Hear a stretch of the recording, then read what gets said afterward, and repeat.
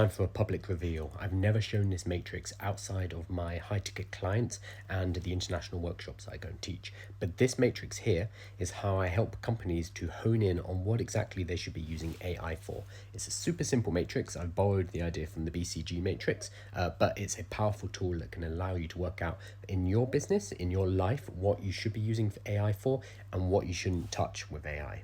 We basically have two axes here. We have along the y-axis high time and cost saving and low time and cost saving, and then along the x-axis we have whether or not the errors caused by using an AI will be critical to your business or not.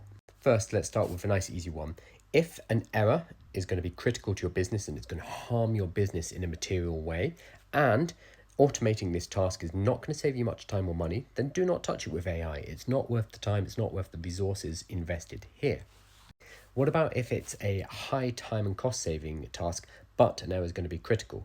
Then we need to put a human in the loop. We need to make sure there is a human process as well, which is checking the output that's coming from the AI. For example, you might want to use AI to help you draft a public report, a financial statement that you're putting out to your investors, for example. Having this go wrong is an extremely high error. It's a big risk to your company.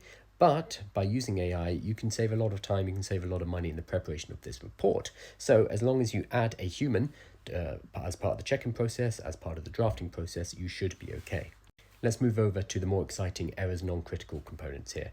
So if something is high cost and time saving and errors are non-critical, then absolutely you should use AI for this task. This is the star usage, hence the star up here, and exactly what AI is made for. It's for things that are taking up a lot of time, things that are repetitive, but they aren't necessarily going to harm our business if they go wrong, and they can be easily fixed or caught by our team members. And what about here with the question mark? If something is not necessarily critical, if there's an error, but it's not really very high cost or time saving, then I would say this is something you can explore using AI with, but it's going to be a much lower priority than the star up here.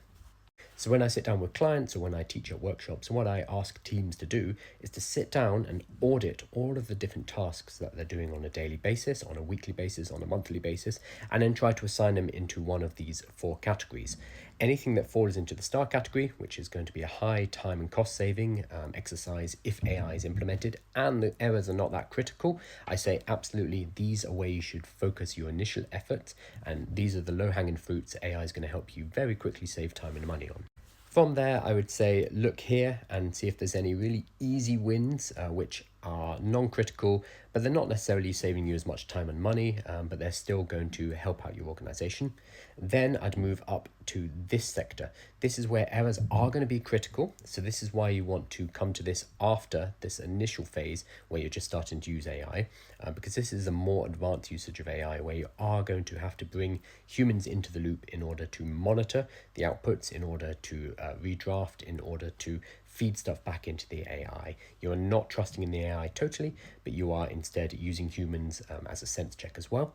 So that's the third. And then anything here where it is not going to save you much time, it's not going to save you much money, but errors are critical, I would say just stay away. AI is not suitable for every single task, especially here. It's not worth deploying an AI here, so don't try to just because AI is the new hot thing. So this is the kind of thing that I teach in my workshops. I do them internationally, but if you are in London, I can do them much more easily, and therefore the rate is decreased for you. If you are interested in that kind of thing, just hit me up in the DMs and I'll put you in touch with my business partner who solves those kind of things.